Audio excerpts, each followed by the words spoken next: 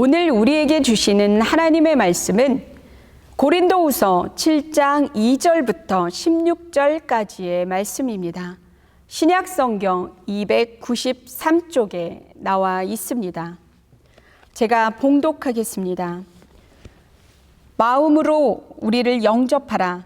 우리는 아무에게도 불의를 행하지 않고 아무에게도 해롭게 하지 않고 아무에게서도 속여 빼앗은 일이 없노라. 내가 이 말을 하는 것은 너희를 정죄하려고 하는 것이 아니라 내가 이전에 말하였거니와 너희가 우리 마음에 있어 함께 죽고 함께 살게 하고자 함이라. 나는 너희를 향하여 담대한 것도 많고 너희를 위하여 자랑하는 것도 많으니 내가 우리의 모든 환난 가운데서도 위로가 가득하고 기쁨이 넘치는도다. 우리가 마게도냐에 있을 때에도 우리 육체가 편하지 못하였고 사방으로 환난을 당하여 밖으로는 다툼이요 안으로는 두려움이었노라. 그러나 낙심한 자들을 위로하시는 하나님이 디도가 오므로 우리를 위로하셨으니 그가 온 것뿐 아니요 오직 그가 너희에게서 받은 그 위로로 위로하고 너희의 사모함과 애통함과 나를 위하여 열심 있는 것을 우리에게 보고함으로 나를 더욱 기쁘게 하였느니라. 그러므로 내가 편지로 너희를 근심하게 한 것을 후회하였으나 지금은 후회하지 아니함은 그 편지가 너희로 잠시만 근심하게 한 줄을 알미라. 내가 지금 기뻐함은 너희로 근심하게 한 까닭이 아니요 도리어 너희가 근심함으로 회개함에 이른 까닭이라. 너희가 하나님의 뜻대로 근심하게 된 것은 우리에게서 아무 해도 받지 않게 하려 함이라. 하나님의 뜻대로 하는 근심은 후회할 것이 없는 구원에 이르게 하는 회개를 이루는 것이요 세상 근심은 사망을 이루는 것이니라. 보라, 하나님의 뜻대로 하게 된 이 근심이 너희로 얼마나 간절하게 하며 얼마나 변증하게 하며 얼마나 분하게 하며 얼마나 두렵게 하며 얼마나 사모하게 하며 얼마나 열심 있게 하며 얼마나 벌하게 하였는가. 너희가 그 일에 대하여 일체 너희 자신의 깨끗함을 나타내었느니라. 그런즉 내가 너희에게 쓴 것은 그 불의를 행한 자를 위한 것도 아니요 그 불의를 당한 자를 위한 것도 아니요 오직 우리를 위한 너희의 간절함이 하나님 앞에서 너희에게 나타나게 하려 함이로라. 이로 말미암아 우리가 위로를 받았고 우리가 받은 위로 위에 디도의 기쁨으로 우리가 더욱 많이 기뻐함은 그의 마음이 너희 무리로 말미암아 안식함을 얻었음이라. 내가 그에게 너희를 위하여 자랑한 것이 있더라도 부끄럽지 아니하니 우리가 너희에게 이른 말이 다 참된 것 같이 디도 앞에서 우리가 자랑하는 것도 참되게 되었도다. 그가 너희의 모든 사람들이 두려움과 떨므로 자기를 영접하여 순종한 것을 생각하고 너희를 향하여 그의 심정이 더욱 깊었으니 내가 범사에 너희를 신뢰하게 된 것을 기뻐하노라. 아멘. 하나님께서 이 말씀으로 은혜 주시기를 원합니다. 바울은 고통스러운 방문인 고린도 교회를 다녀온 이후에 다시 방문하지 않고 디도의 편에 편지를 한 장 들려보내는데 이것이 눈물의 편지였습니다. 눈물의 편지를 가지고 간 디도에게서 소식이 빨리 오지 않자 불편한 마음 가운데 있었던 바울에게 드디어 기쁜 소식이 전해집니다. 오늘 말씀을 통하여 하나님은 어떤 분이십니까? 본문 7장 6절의 말씀입니다. 그러나 낙심한 자들을 위로하시는 하나님이 디도가 오므로 우리를 위로하셨으니 아멘. 낙심한 자들을 위로하시는 하나님이십니다. 바울은 고린도 교회의 문제를 알아보기 위해 가장 믿을 만한 사람인 디도를 보냅니다. 바울이 디도를 어떻게 생각하고 있는지가 디도서 1장 4절에 기록되어 있습니다. 같은 믿음을 따라 나의 참 아들 된 디도. 아멘. 아들보다 더 믿을 만한 사람이 있습니까? 같은 믿음을 가지고 있고 참 아들이라 말하는 디도를 믿기에 그의 편에 고린도 교인들을 책망하는 편지를 써서 보냅니다. 디도가 떠나고 이 정도의 시간이면 올 때가 되었는데 오지 않자 바울은 걱정하게 되고 후회하며 근심하기 시작합니다. 괜히 보낸 건 아닐까?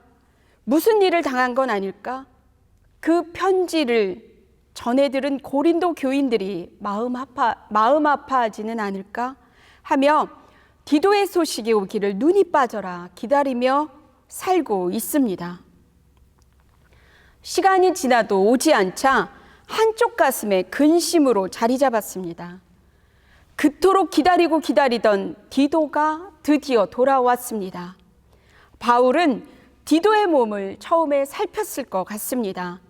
어디 상한 데는 없는지 건강한지를 확인한 다음에 디도의 입에서 나오는 첫 마디는 무엇일까? 그의 입에 주목했을 것입니다. 디도의 입에서 나오는 말은 바울이 그토록 원하고 바라고 기도하던 말이었습니다. 바울의 눈물의 편지를 전해들은 고린도 교회 교인들이 회개하고 죄로부터 돌아섰다는 기분 좋은 반가운 이야기였습니다. 이 말보다 더 기쁜 말은 없습니다. 자신이 듣고 싶은 말을 들을 때의 희열은 짜릿합니다. 디도가 오기 전까지 바울에게 있었던 후회의 마음, 근심의 마음은 이내 사라져 버렸습니다. 오늘 우리들이 그토록 기다리고 바라고 있는 기쁨의 소식은 무엇입니까? 어떤 사람이 우리에게 오면 슬픔이 기쁨으로 변하겠습니까?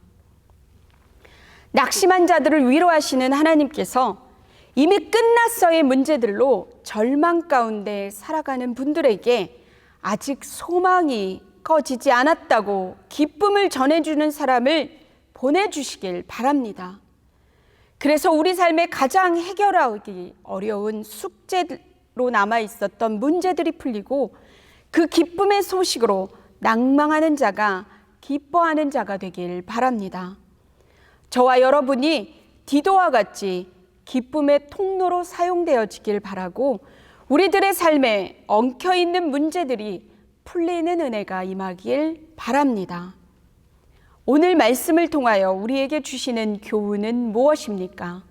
본문 7장 10절의 말씀입니다.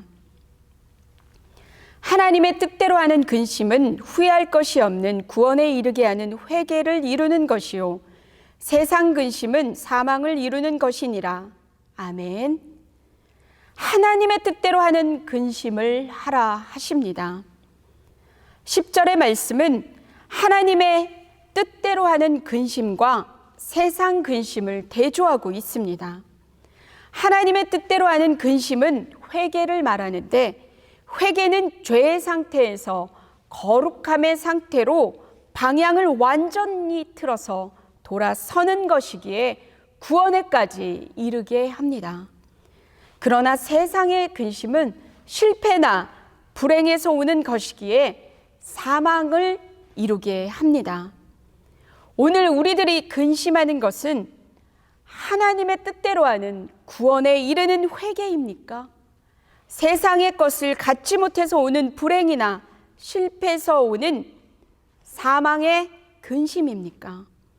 저와 여러분의 삶에 세상에서 오는 근심을 하는 것이 아니라 하나님의 뜻대로 하는 근심으로 영원한 생명을 얻는 은혜가 임하길 바랍니다.